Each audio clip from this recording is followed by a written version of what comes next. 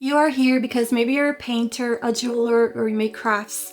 You're a creative person, perhaps unemployable. 9 to 5 is a torture for you. And so today I'm going to cover 30 ways that you can make money from your art. So this video is going to give you 30 validated ways. These are not hypothetical ways that you can turn your art into either a side hustle or a full-time income. These are not about selling stickers because I believe stickers is an unrealistic way to make a side hustle or a full-time that is actually profitable for you. So in this video, I've only ranked profitable ways because I believe it is my responsibility to not give bad advice. I would not want to give bad advice on the internet because I've been in the other side and I don't want anybody wasting their time with stickers. I just want you to be able to start making a full-time as a creative because this is what matters. This is what matters to me. I understand the feeling of wanting to leave a torturous 9 to 5 to be able to just be creative, to just be myself. So everything in this list I've either experienced, validated, or friends of mine in my art circle have experienced, and I know that they have had success with these 30 validated ways. So before we begin, I just wanted to introduce myself. I'm Danny, I'm a painter, I'm a jewelry designer, I'm a children's book author and small business owner to a successful jewelry brand called Lila in the Sky. I sell my jewelry across Europe to shops. I've had my jewelry featured in Vogue and other magazines multiple times, and I've also received the French Award of Quality Craftsmanship. And I've created this YouTube channel in 2025 to talk about creative entrepreneurship, art, and to give art tips. I'm also always documenting my experiences, my journey of being a full-time artist, because I know the feeling of wanting to work from home, be a mother, spend time with my child, and to be able to be an artist as a vocation, as a full-time income. So this is something that I'm very passionate about. So let's begin. So I did not list selling original art paintings because in my experience and witnessing my friends in my art circle, original art is not bread and butter art. And what I mean bread and butter art, it is not a stable income stream. I sell my original art. I sell it frequently, but I wouldn't put this in my list of bread and butter art because to me, selling my original art is more like a bonus. It's one of my income streams, but it's not my principal income stream. So obviously I do want you selling original art. I have made thousands through selling my original art. I see a lot of Instagrammers doing that too, but I think it's really important to have bread and butter art, the kind of art that will give you income streams that you don't have to panic every month, that are stable. So I wouldn't list original art as a stable income stream, but I do think that if you make original art, continue to make it. I always make original art. I continue to paint. I'm always making new paintings. Some sell, some don't sell, and I'm not desperate to sell them because for me, it's a bonus. It's a bonus way of selling my art. So number one, art licensing. Art licensing is when you sell the rights of your image to a company and you get money up front and you get paid in royalties. So this is a frequent income for a lot of visual artists, but not only visual artists, also for designers and designers in many fields of design. So as an example, in jewelry designing, you can also license your jewelry. So this is where I'm heading. I've actually just been hired to work for another company as their official jewelry designer, where I'm going to be paid upfront for every capsule collection that I create and royalties. So it means that all of the jewelry that I create, it will be still getting royalties for every piece of jewelry sold. So this to me obviously is an excellent opportunity. And however, just to clarify that it's not an opportunity that comes easy. The only reason that I'm in this situation of being an official jewelry designer and receiving in royalties, licensing my jewelry, it's because I have built my reputation for over 7 years now as a jewelry designer and having a jewelry brand that has been very successful around Europe. But it is something that you can always try. You can talk to brands if you are very creative and you love to make designs, and you can do this also with your paintings, you can do this with your art. You can pitch other brands, and there's also platforms where you can actually license your art. I'm not going to list any platform because I don't have experience through platforms, and I don't like to talk about things that I haven't experienced or have people in my inner circle that have experience that I know well and trust. But you can actually pitch brands, you can pitch other companies to license your art. Also in the past, I've done a lot of white labeling. I would basically create jewelry collections or jewelry for other brands that I would not receive credit for. They would use it as if it was their own brand. And obviously I was paid up front, but no royalties. And I've also been a jewelry designer where I've been featured with other brands with my name as the jewelry designer, participating in that collaboration, or as a regular designer for that brand. And again, paid up front, but no royalties. So that's the beauty of art licensing, is the royalties. You want to be able to make those royalties. That is going to be able to allow you to have other sources of income, because it's really important for artists to have multiple sources of income for stability, to be able to be full-time. And most artists that I know and respect, they have multiple streams of income. Number 2, sell your art in art and crafts and local markets. I believe that art and crafts and local markets are underrated. In the beginning of my journey, I mostly made my income from markets, and I believe that it is an incredible way to not only validate all of your products, to learn more about your customers, to start collecting emails for your email marketing, but you can make a lot of money in a market.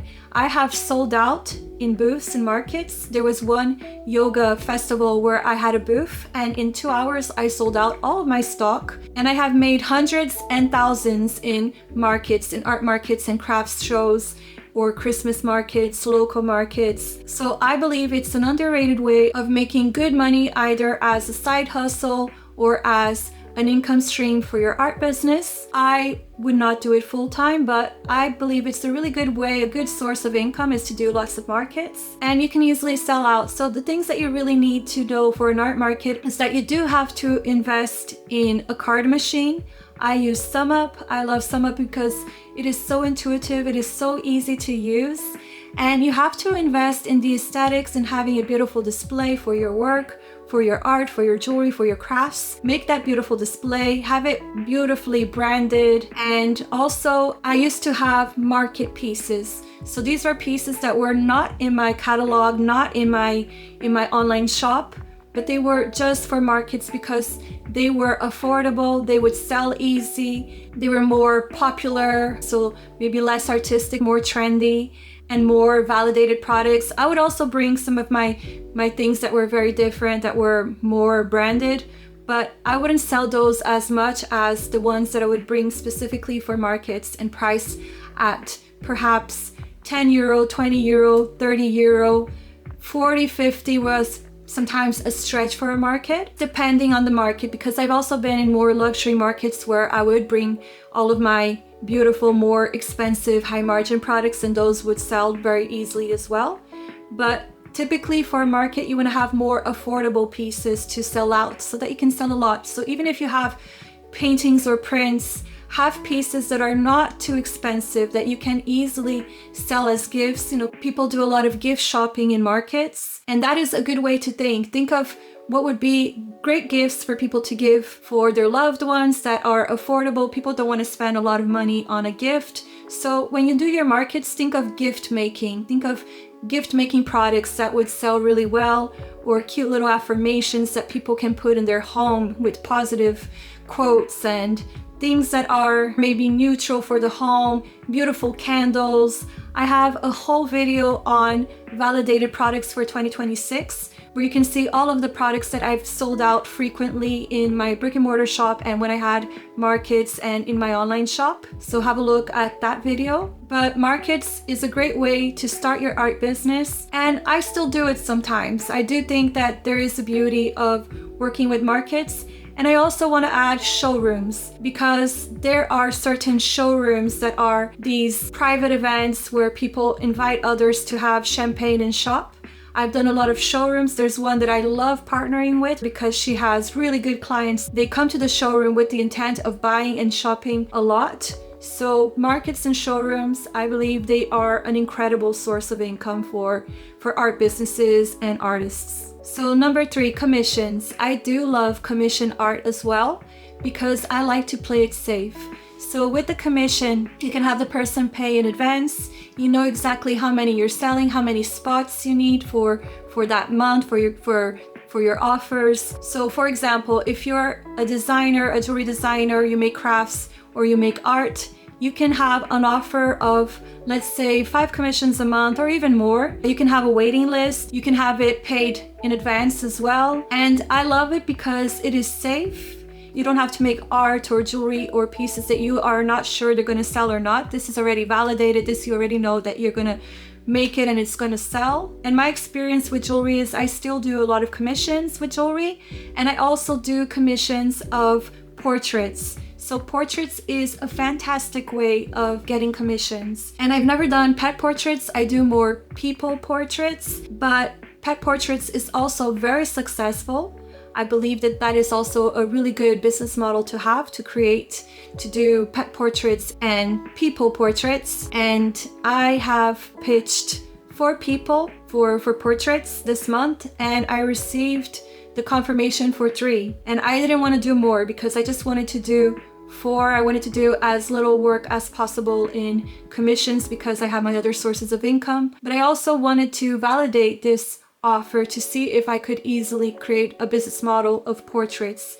And I believe that it is a great business model because you get word of mouth. I know that these 3 people, they know me, they trust me, they will talk about me. Because the way I've always worked was with making really happy customers and getting word of mouth.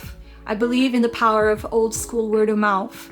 So portraits is a validated way. You can do it today. You can text personally a bunch of people in your email list, in DMs or in text, saying that you have this offer, that this offers to create this beautiful piece for that family or for that family's pet. And if you think about it, it has been the bread and butter of all of our favorite artists in history. It was how Picasso began. It was how all of our favorite great masters began. They began through commissions and portraiture. And they did portraiture sometimes even till the day they died. So portraiture is a fantastic business model. It is timeless. It is not trendy. People always want portraits of their loved ones to display in their home. So portraiture, commissions, go for it. So number 4, this is also a business model that I did when my child was just a baby, which is sip and dip events. So if you don't know what sip and dip events are, these are these events where you do a step-by-step painting with a group of people over a glass of wine or a cup of coffee. And these are really fun. I used to love these. And it is, again, a great side hustle. I don't know if people do it full-time. Maybe some people do it full-time. But I was doing it when my daughter was just a baby because it was just once a week that I had to leave my baby at home with my partner. He would look after her, and I would do a morning class for kids, children art classes, and at night I would always have these sip and dips where I would put music, snacks, and people loved it. And I made a really good income as just a 1 day a week side hustle job while looking after a tiny baby, and definitely one of my favorites. I also did sip and dips when I had my brick and mortar shop. I had 1 day a week where I had my little group of sip and dip clients. They were always the same group. They would come every week to paint with me. They were all retired, adorable people that would just come and paint with me every Saturday evening, and it was really fun. I would just do beautiful basic step-by-step paintings with them in acrylic, and my clients used to go home happy with their beautiful painting that they could show all of their family. They loved creating a little gallery of all of their works at home to show their friends. So definitely sip and dip is also a great side hustle, and anybody can do that. It's just 1 day a week where you spend a few hours. For me, it was usually 3 hours that I was doing the sip and dip because there's always the socializing, little breaks, whatever. And it is a lot of mess to clean because after you do have to clean brushes, and however I would have the people clean their brushes and everything, but there's always things to clean at the end and put away. But sip and dip is a great side hustle. And usually the people who come and paint with you, they become regulars. They come regularly, they tell their friends, and it's just a fun, playful, easy way to earn money. And also a great way to learn the skills of getting better at teaching art as well. So number 5, I sort of mentioned, but I also used to do children's art classes once a week. Those were Saturday mornings where I would do these classes where children, they would come every week to paint, to make a mess, to have fun, go home with a craft. And these were really fun. So I'm a mother. I have the experience of being around children. I used to teach English to children and art classes. So not for everyone. You might need some helpers. I did have helpers at the time. And obviously it is rewarding. It is rewarding to teach children how to make art, to see them happy, to see them go home proud with their crafts, their art, and a stable income. So art classes for children, a place where the kids can make a mess, where the parents don't have to clean that mess, but they're still investing in their children's creativity. So I highly recommend teaching children art. So number 6, workshops, art workshops. I have done so many different art workshops. I have done workshops on eco-cosmetics, creative writing, illustration. I have gone to workshops myself on jewelry designing, on dyeing fabrics. So people love workshops. Again, it's a really nice side hustle. I don't know if people do it full time. I did it as a side hustle, but it's a really good way because people are always wanting to pay for a workshop. It's an experience. And we know now that with the age of AI, experience-based businesses are going to be very valuable. So workshops and classes are definitely a great way to make money from your art. I would also recommend, I paint with natural pigments. So I know a lot of people, they have been asking me to teach them how to paint with natural pigments and everything. That would also be a great way to create a regular event, a regular workshop on how to make your natural paints, how to make your pigments, how to paint with your natural pigments. So workshops and classes, validated, it works. Not sure if it could be a full-time income, maybe it could, but definitely a side hustle. So online classes, you already have a validated class, bring it online. I have paid so much money in online classes, in art online classes, and I still do. And this is something that I am planning on doing in 2026. I will definitely document my experience because I want to be able to teach natural pigment art and do online classes for natural pigments and how to make beautiful art using the natural pigments, because I know there's a lot of people doing abstract art with natural pigments, but I haven't seen people doing the same style that I do. I actually do figurative, mixed media, natural pigments. That's another thing. If you have a very different style like I do, I don't know anybody who does that I do. It's quite a pioneer way of painting. It's mixed media, natural pigments. Then if you have your own different style, your own different quirky way of painting or of making art, turn that into a workshop, especially if you have already validated it through workshops. If you have already done workshops, even sip and dips, if you have done them and they have been validated and you already have students that love you and love the way you're teaching, that's a great way to bring it online. You can then have an offering of online classes for your workshops. So that is something that I am planning to bring into my income streams in 2026, is I want to bring in my quirky way of painting and to create workshops, because I know I have validated my workshops in the past. I know people love my way of teaching. I know I'm a good teacher when it comes to teaching art, has been validated. So if you've had a workshop that has been validated, bring it online. Online is great. Online does work. And also, if you are just starting, you can also experiment with ads. Maybe try a workshop with your friends. Ask them for feedback, ask them how much they would pay for that kind of a workshop, and then bring it online, put some ads, test it out, keep testing until you find the successful online workshop that works. That's how I used to do with my products in the past. I always worked a lot with trying ads and throwing spaghetti, seeing what worked. It's all about testing. So test it out and bring it online, or bring it into a platform such as Skillshare, Udemy, all of these platforms online that you can easily upload a class and start making money and getting that traffic, because these Skillshares and Udemy, they already have traffic sources. So a great way to get exposure also. So give it a try. Let me know if it works. I'm going to be doing that. I'm going to be documenting that, but I have friends that do online courses and they make full-time income. Maybe not in art. I have friends that do other kinds of online courses, but I know the online world really well. I can say it is not a myth. You can make a lot of money online. So tip number 8, coaching and tutoring. I used to tutor this lady, and we would do just basic kind of style of portraits that I make. So you can easily tutor or coach if you are really good, if you have really great art skills, if you have done workshops before, you can tutor. You can do one-on-one or coaching that would be a little bit more expensive, But with a regular client, a client that maybe comes to you weekly, on a weekly basis to get better skills, or a person who does coaching once a month to get better at painting or at art, I used to pay for a painting coach, a girl that I really loved her way of painting. And she would once a month look at my portfolio, tell me the things I needed to work on, give me tips. She would tell me how she did certain techniques that were hers, that were her little secret recipes of how she would do beautiful, misty, rainy kind of effects that she would do that were very, very much her little secrets. So tutoring in person or coaching in person or coaching online are great ways to also make money. And also, I live in France. Look at my little sweater here, Frenchy.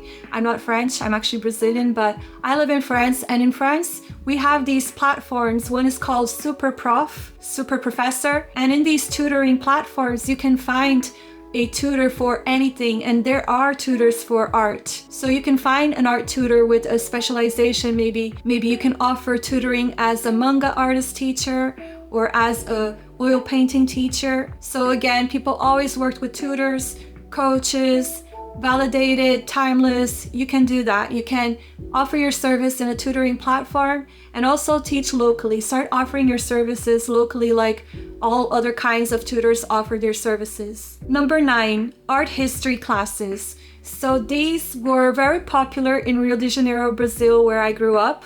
I would go with my dad to philosophy of art history classes where you would go for a night and in a meeting in a cute space with coffee being served and sit down and have a little chat about art philosophy, art history. And there would be artists or philosophers or teachers teaching about a period of art history or the work of Michelangelo or philosophy. I used to go to a lot of Plato ones and philosophy of art. So these are great for retired people because some people, they want to fill their time with learning about different things. I noticed when I would go to these groups, it was me, my dad, and a lot of retired people like my dad. And I enjoyed that. I love to learn. It wasn't just retired people, but a lot of the public were retired people. So think of that as the audience that you might be serving. People who want to learn, people who want to sit down for a chat, socialize. Try these events. You can create different events of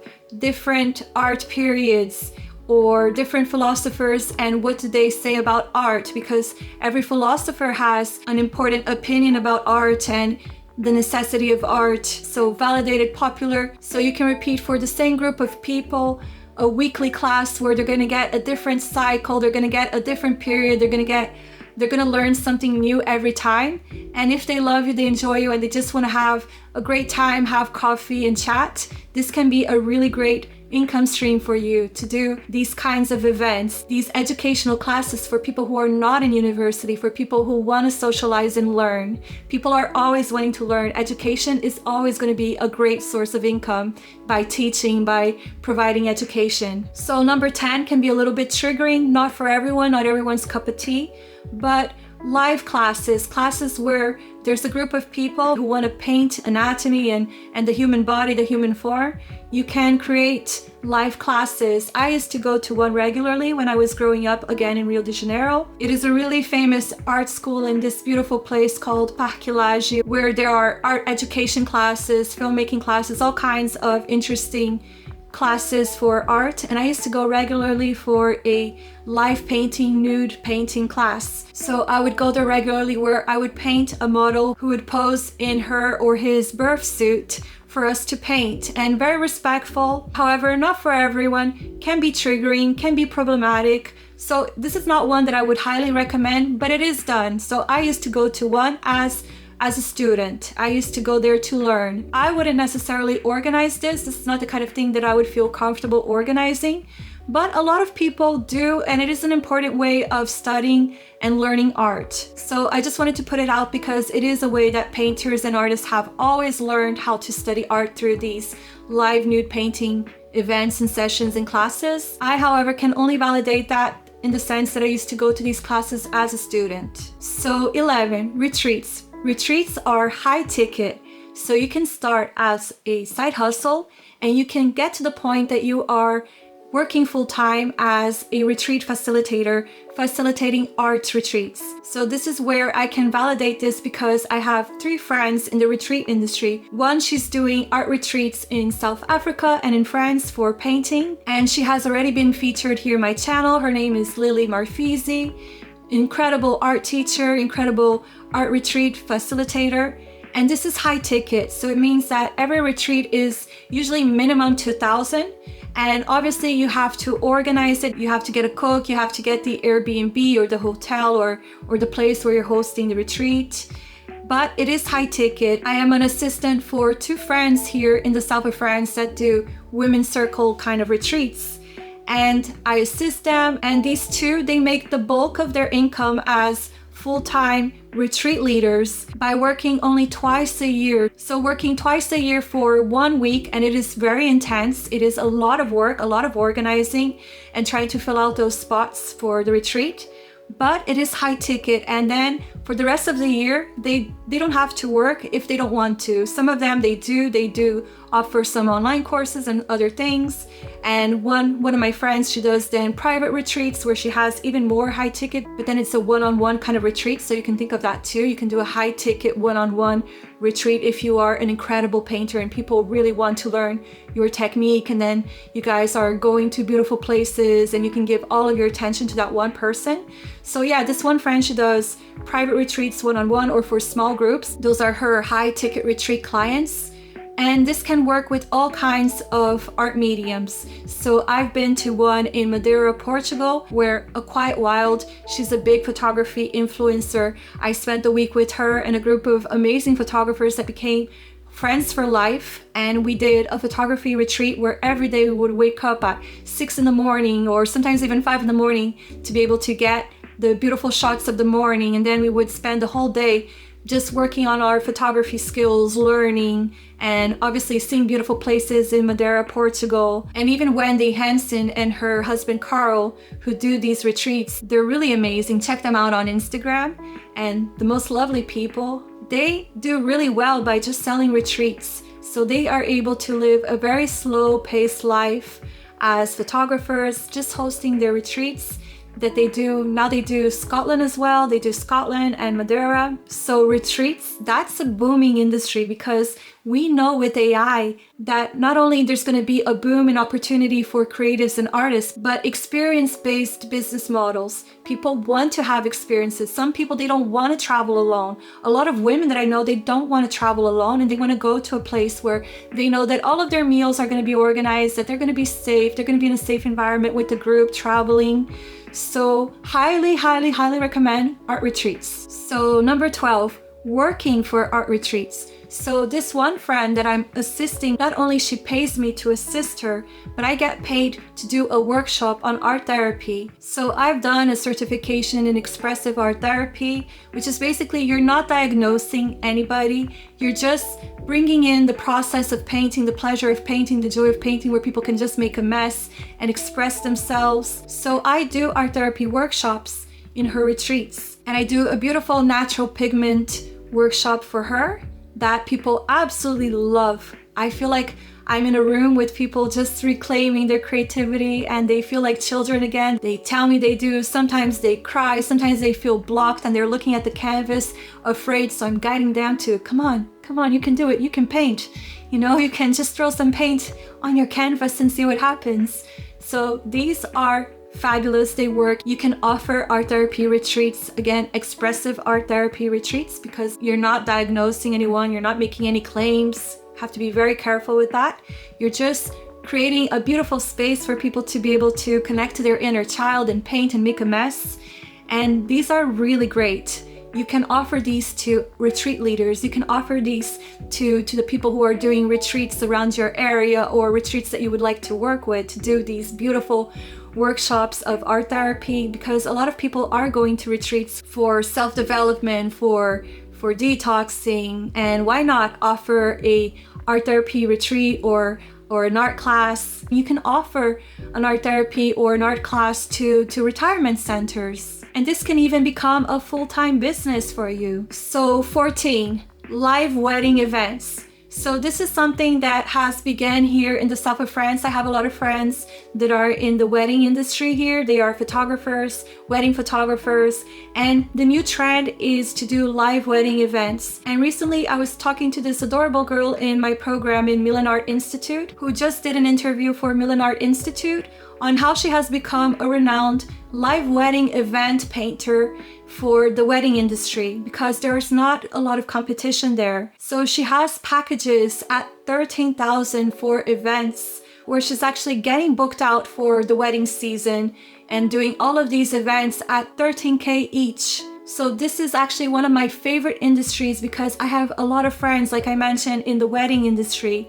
And it is a seasonal job because it's usually during the spring to autumn that people are doing their wedding events, but it's high margin income. So my friends, my photographer friends, 6K for a wedding. So people, they pay a lot of money for weddings because it's that moment in their life that they want to live their dream fairy tale moment. So definitely check out the wedding industry. There are so many opportunities in the wedding industry.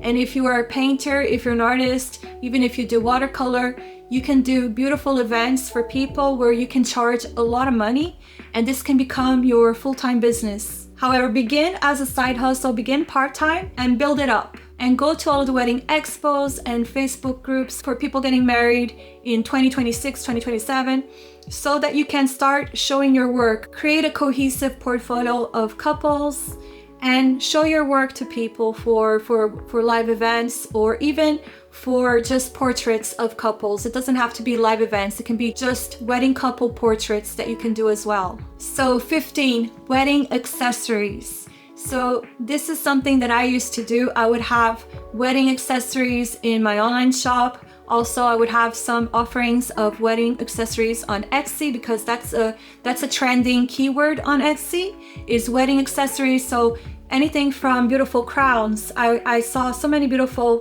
crystal crowns, and then I began to make also crystal crowns. And you can have beautiful jewelry for weddings, beautiful rings, wedding rings for weddings. I used to have an affordable wedding ring for bohemian brides just because I had these friends in the wedding industry that they were always recommending my work and doing these editorial photo shoots for weddings. So I was always the official wedding brand in all of these editorials for weddings. We even had some of our work appear in French weddings. So that's a great market. In Etsy, you will see a lot of keywords, a lot of people selling wedding dresses, wedding accessories, like affordable, beautiful wedding dresses. And obviously you can also do incredible masterpieces of wedding dresses. I've seen one that my friend, she photographed, that it was handmade, painted, beautiful flowers, wedding dresses, that these were 10K each. But you can also have bohemian wedding dresses, bohemian jewelry for weddings. That's really popular, the bohemian wedding niche. And again, also on Etsy, you can have customized paintings of wedding couples. You can have this offering, this listing as well on Etsy. So another great booming industry is weddings. Get into the wedding industry if you want to make the big bucks. So number 16, I would say more of a side hustle, but children's books. So why am I saying children's books? Because I have done it. I have published in Brazil and in France children's books. So I made money from children's books. I made good money. I didn't make a lot of money, but I made good money from selling children's books. And another way I used to make money from these books was that I would book with schools. Schools actually pay for writers to do workshops and readings of their books. So I've done a lot here in the south of France of these readings and these events. So not only I was paid for the events of teaching creative writing for kids, but I would also get a pre-order for how many kids wanted a signed copy of my children's book. So I would sell maybe 30 books and get that money from the workshop that I was doing with the schools. And this was a regular thing. I would do 1 to 2 schools every year. They would call me every year to do that reading, to do that workshop. And I would sell my book every year to the kids in the school, to the students. So I'm actually working with a coaching client right now where she is writing books for children. She's writing these beautiful Steiner style, because she went to a Steiner school, which is a philosophy, very beautiful spiritual and nature kind of philosophy. And she's writing books for children. So we were talking about this, that not only she can self-publish her books and obviously create a whole community around her books where she can do regular readings and markets to sell her children's books. So we're putting together a strategy and a plan for her to not only make income from markets, but also online, also selling to schools and selling workshops to schools as well, and working with her community on the principles of the Steiner philosophy, creating series on these Steiner books, because you can also create a series on your books. So we're working on this strategy for her to go into the self-publishing route, because I have been in the publisher route, and to be honest, I'm proud that I've done it. I'm proud that publishers wanted to work with me, but nowadays I would go into self-publishing, because when I was working with these publishers, I would only get paid 10% for my book, for the book that I wrote. They would get an exclusivity of 2 to 5 years of my work. And now with all of my experience, with all of the things that I have been through, I would self-publish. So I would go into the self-publishing route, and then I would get my book into Etsy, into Amazon. I would get my book into the local library, into bookshops, and think of workshops that you can offer with your book. Creative writing on Steiner philosophy or history. Think of different things that you can talk to the kids about the environment. There are so many interesting things that you can write and educate on. So think of these educational books that you can bring into the children's book world. So 17, we have a lot to cover, but I promise this list has a lot of incredible ideas. So 17 is fan art. So fan art has always been a booming industry. I want to make some fan art. I want to make some posters of some of my favorite artists and singers, and not only make posters, but make some band t-shirts of them. That is something I absolutely am going to do. I know my list is huge of all the things that I'm doing at the moment. I am that kind of artist that wants to do a lot of different things in her life. But fan art has always been a booming industry. People always want to buy art of the people that they love. You can do even commissions of fan art, but people always want to buy art of their favorite singer, of their favorite artist, of their favorite band, of their favorite character. So fan art is always going to be booming, is always going to be trending. People just love it. And that is something I really want to do and document in this channel. So stay tuned, because that is something I'm going to get into, is fan art. I want to make really incredible vintage looking t-shirts of all of my favorite bands. And again, offer commissions. Also, I know this question is going to come up in the comments section. What is the copyright laws? So what I learned from my art program is that a famous person, that there's no copyright to a famous person, because their image is public. So you can do fan art. This was the information that I was given, and I know it's going to come up in my comments section. Maybe you don't want to take my word, because I'm taking the word of my art program, just to let you know. 18, this is my favorite and has been my bread and butter for years. Wholesale and B2B markets.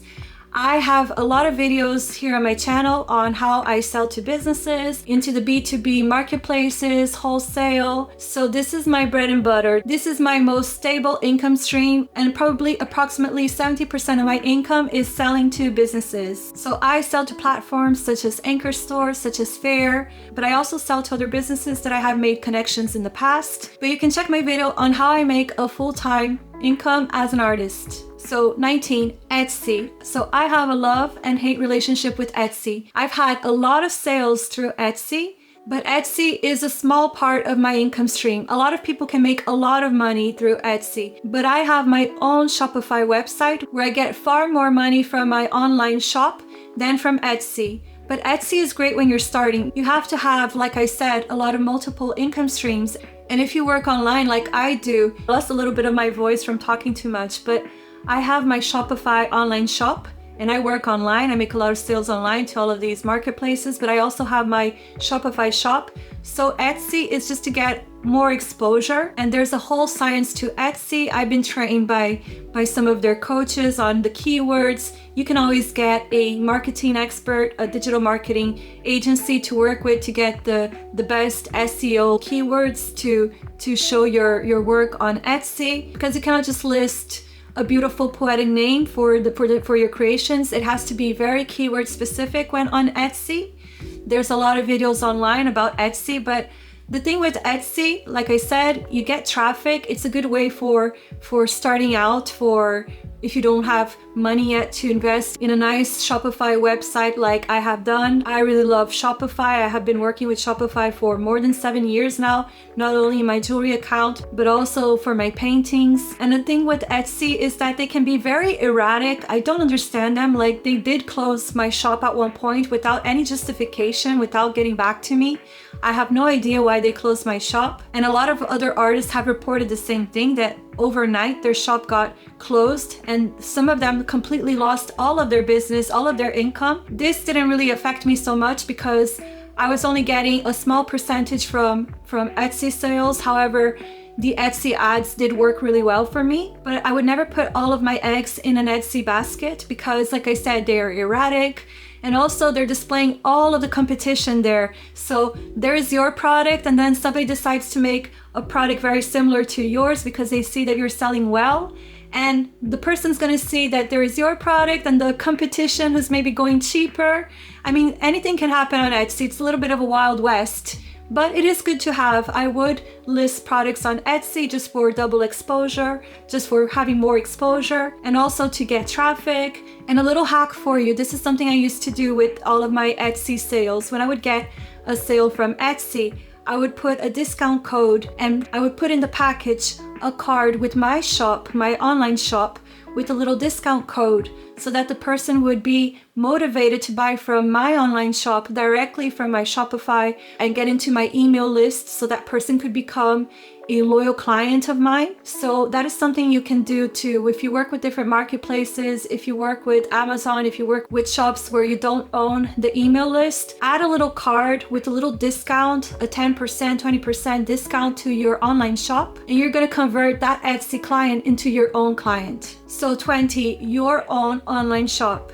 So I've had my online shop from the beginning. I love Shopify just because I'm not very techy and I find it so intuitive to work with, to create the listings, to design the website. So I love them. They are quite good with SEO. They're not like WordPress, but I'm not a coder. I wouldn't know really how to do. Maybe I would. I cannot say that I wouldn't, but I just wanted to work with Shopify because I find it simple. And that's another big slice in my income stream pie, is having my own online website. So what I do to generate traffic is that sometimes I turn on ads, I do a newsletter. I have collected emails for over 7 years now, so I have my email list where I sell and I create beautiful campaigns and offers, and I talk about the collection that I'm creating for my newsletter, for my loyal customers, my 1,000 true fans. I have a small email list of probably 2K, but they're true fans. So they buy from me again and again every time I'm creating something new, or if I have a campaign or an offer. I get a lot of conversions for my newsletter. When I do markets, I collect emails in these markets so that I can grow my email list. I'm always trying to grow my email list so that I can sell direct to consumer through my email marketing strategy. So I believe that every artist should invest in their own domain, in their own website. So create an online shop to offer your work, to offer your art into the world. I also have a video of how I sell art without social media. In the beginning, I was on an Instagram hamster wheel. I kind of burnt out from that. I haven't deleted my accounts. I just don't post that often, but it's through other traffic sources and the B2B markets that I usually make a lot of sales. But you can check that video also on my channel. And next is Amazon. So if you're a handmade brand, maybe you don't want to go into the Amazon route, but you can. I tried for maybe a few months. To be honest, I didn't get a lot of sales through Amazon. And also for handmade products, I thought that in the end it was hurting my brand a little bit. I didn't want to have that image that my handmade brand was on Amazon. So after I left. But if you want to be very successful on Amazon, and there are people that are entirely focused on how to make sales on Amazon, I would not do this as an amateur. I would hire somebody, an agency, a marketing agency, to help me with the SEO, with all of the keywords that would make my products rank #1 on Amazon. So to be successful online, you have to get good at understanding keywords. And sometimes I do consulting sessions with my marketing guy, and he will tell me the best SEO keywords for my jewelry and my product to rank on Google. So what I'm sharing here is what a lot of people don't share online. I haven't seen a lot of these gurus talking about the SEO and ranking, but this is really important if you want to be in these platforms and if you have a small audience, if you don't want to be in the content hamster wheel on social media. 22, start your art channel on YouTube. As you can see, I have gone all in YouTube because what I love about YouTube is that I can create evergreen content that can actually become a digital asset for me. Why YouTube? Because it's a platform where you can be paid through AdSense. And with YouTube, after you can have your Patreon, you can after share your art classes, you can be of service, you can create your community, but you get paid also by YouTube. And I follow a lot of art channels. I follow the art channel of Valerie Lynn. I love her vlogs, her aesthetic vlogs. And she probably is earning well with her AdSense at the moment. There's also Alpe Efe and Lioba Bruckner. I've been part of Lioba Bruckner's Patreon, so I could learn some of her watercolor techniques. So there are so many opportunities in starting your art channel on YouTube versus other platforms. I'm not into the other platforms. I'm actually feeling a little bit of the whole social media burnout. I don't want to be there so much.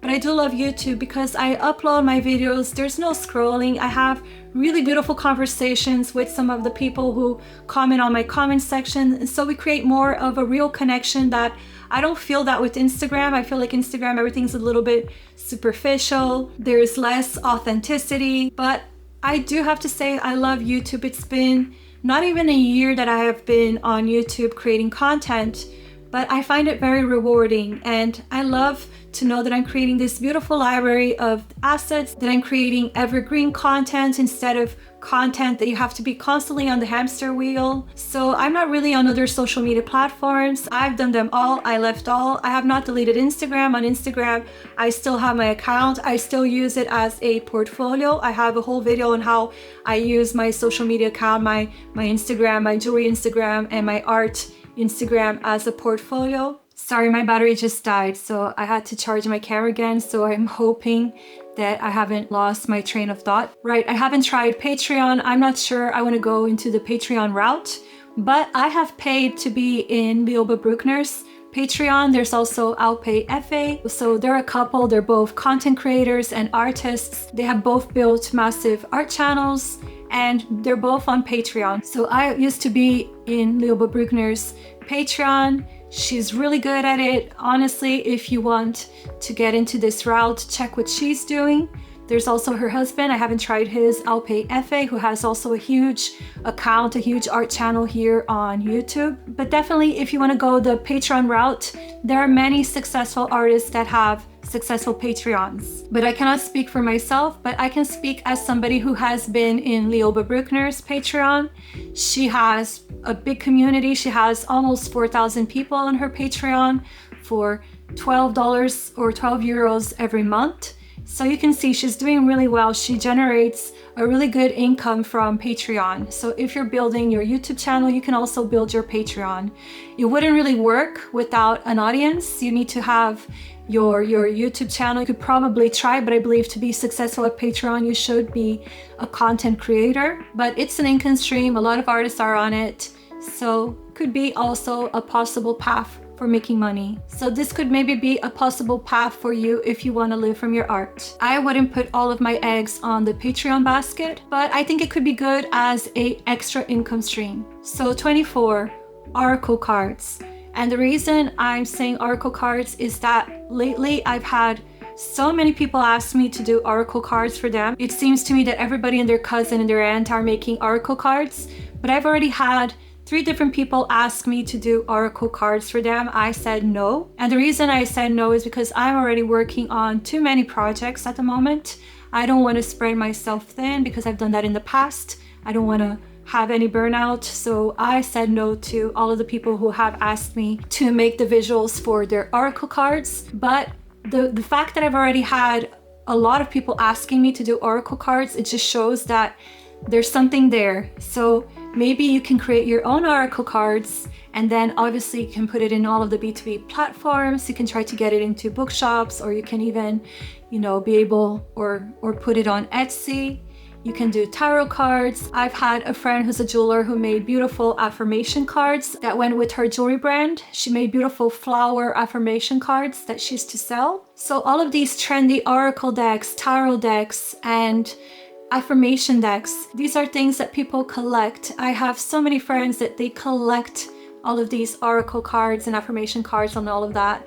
It has been trending for a long time now, and you can partner with somebody to make these oracle decks. So another reason why I have said no to oracle decks is because my friend who does the Women's Circle retreats, her and I, that's a project that we want to do eventually, is that we want to create lots of different oracle decks together with different transmissions. That's on our bucket list. We want to work together. I want to work exclusively with her because we work well together. So that's the reason why I'm saying no to all of these people who are requesting me to do oracle decks, because I know my art, my style has this oracle deck look. But I believe that this is something that you can do really well, is to create your oracle decks and then offer them to B2B, wholesale, and bookshops and all of these crystal shops. People love oracle decks, tarot decks, and affirmation card decks. And you can offer them also in markets. That's another place where you can be selling your oracle decks. So 25, zines and graphic novels. So here in France, people are obsessed. It's one of these countries that I don't know if people know this about France, but France is obsessed with graphic novels. So you go to the bookshops and the section of graphic novels is huge, and all French graphic novel writers. And the cool thing about this French graphic novel niche, I find it really fascinating because there are graphic novels on every kind of subject under the sun: self-help, education, history, and Toltec wisdom teachings, which I bought that one. So many into spirituality graphic novels. There is educational, just really cool graphic novels and affirmations and quotes, and just there's every kind of idea, every kind of graphic novel under the sun here in France,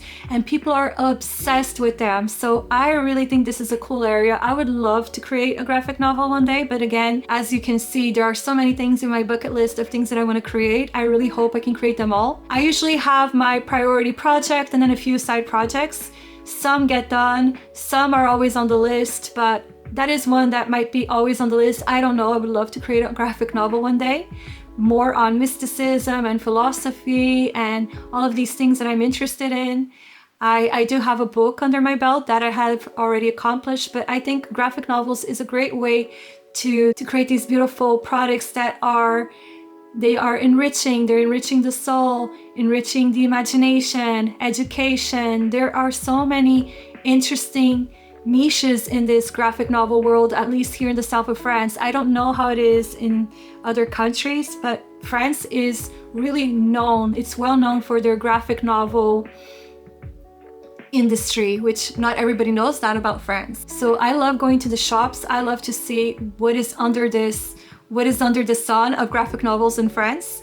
And also zines or zines. I don't know if I'm saying it correct, zines or zines, but zines. I remember one time as I was walking on the streets of San Francisco, there was this really cool, quirky girl with a zine or zine, a zine booth. She had a zine booth with all of these crazy little zines, and the woman she was selling her zines really well, and I just thought that was fascinating. And I've seen a lot of zines with a high volume of sales on Etsy. So if you go to Etsy and you put on the search term zines or zines, so you can see there is high volume of sales in this zines kind of world. So that's something that might interest you if you also like to write, or you just want to make beautiful visual zines or showcase your work or add poetry, or just things that you want to talk about, all the things that you see that are wrong in the world that you want to change and you want to put that into a zine. Do that and bring them to markets, test them in markets, test them on Etsy, test them in your shop. That can be another fun way to make an extra income stream in your pie. So zines and graphic novels, I find graphic novels very exciting. So 26, greeting cards. So a lot of these concept shops And again, all of these B2B platforms, they love to buy handmade greeting cards made by artists, made by designers. So you can create really cool, even funny greeting cards. You can have them in a niche. You can have them bohemian. You can have them funny. I have seen one in Portland that was really for the mystical crystal kind of girl like I am, kind of niche that was, it's Mercury retrograde, oh no. And all of these things can be turned into really cute greeting cards. So how I would sell greeting cards, I would create little bundles, like little boxes of greeting cards to make them a higher margin. And I would create greeting cards for businesses. I would try to get them into businesses, and also in markets. I would do greeting cards for markets as well and put them on Etsy. But I can see this being really good as a whole set of greeting cards that you sell to B2B wholesale shops, where you have a cute little box filled with greeting cards or cute little affirmation greeting cards, just things that people love. Do some research. The way that I like to research sometimes these products that are already validated and that people are buying is I love to look on Etsy to see what is selling and the volumes and the quantities, like what is selling well and what is not selling well. So that's a place where you can validate some ideas, because if you want art to be your bread and butter, you have to have bread and butter products that sell. And I do both. I have my bread and butter products that sell, and I have my I just want to express myself art that sometimes they sell, sometimes they don't. So I do art for art's sake, and I also have my bread and butter art. So it's good to have both. If you don't listen to these people who are like, oh, don't sell yourself out when you do art, because we need to live, we need to feed ourselves, we need to pay our bills. So have your bread and butter art, and also have your I just want to express myself art. I have my art for uplifting consciousness. I try to do that in all of also my bread and butter stuff. But I have the stuff that I know I have to do as bread and butter art, if that makes sense. So now that we've spoken about greeting cards, you can also add to your shop, to your products, you can add affirmation posters. So these are posters with affirmations. There was one of the brands that I have been working with in a long-term partnership here in the south of France, that she sells these beautiful posters with affirmations in her shop quite well. She does them also on t-shirts, and also I've seen them in markets. I've bought them in markets. People love a good affirmation quote, a good affirmation poster, an affirmation on a t-shirt. People love affirmations. People love positivity sells. I think we can agree that positivity sells in fashion and home decor than putting something dark in your home. I mean, I'm sure there are people who serve this kind of audience. That's not my experience, and I wouldn't want that kind of stuff in my home. And I also don't do that kind of art. I mean, each to their own, but that's not the kind of art that I like doing. I like to do art that is uplifting, that is healing. But affirmations, I think, is a really beautiful way to structure your products. You can create beautiful affirmation merch. You can create beautiful t-shirts. I worked with a brand called Omen A London, that their whole philosophy was to have these beautiful yoga outfits and yoga clothes and hoodies and t-shirts that had beautiful affirmations. So it's always been popular. I don't think this is ever going to go out of style. So affirmation products and posters and affirmation art on stationery, on outfits, you can sell in your own shop. You can sell to businesses. You can sell.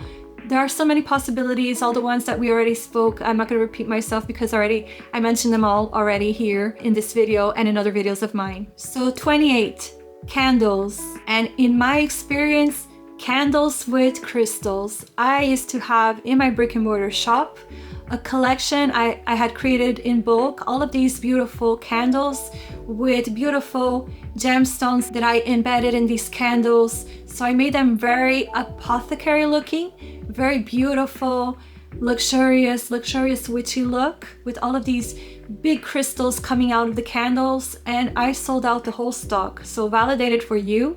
I spoke about this in my other video of the handmade products for 2026. So these I guarantee, because I sold out my whole stock of these bulk candles that I had created with crystals on them and very apothecary looking. So again, markets, B2Bs, or in events, just retreats. Candles are never gonna go out of style. Candles are well-being. Everybody loves a beautiful candle. Great gifts as well. And add the crystals to make it high margin. You can make high margin candles too. They don't have to be cheap. Make them luxurious, make them beautiful, make them so desirable that the person needs that candle in their life for their home. And you can add properties. You can make it for abundance. There are crystals for abundance. There are essential oils for that. You can make it for love. Be creative. This is what made also my candles sell well, is the properties. It was the crystal aspect and the properties. So 29 astrology products. So again, validated. I sell really well to B2B markets, a line of astrology necklaces with the birthstone. So they're just simple little medals of astrology necklaces of all of the signs, all of the 12 zodiac signs, with a little crystal bead of the birthstone of each sign. And I've been selling that for 7 years successfully. I don't think it's ever going to be outdated. People love to talk about their signs and to show off their zodiac signs. People tattoo their zodiac signs. So what else? Astrology t-shirts, astrology fashion. You can have beautiful t-shirts and hoodies with the sign, with the zodiac sign. You can make oracle decks. You can make beautiful cards. Astrology is always going to be trending. People always want to buy astrology merch and astrology products. You can again have them all validated on Etsy, but I always see high volumes of sales in a lot of the shops that do astrology products.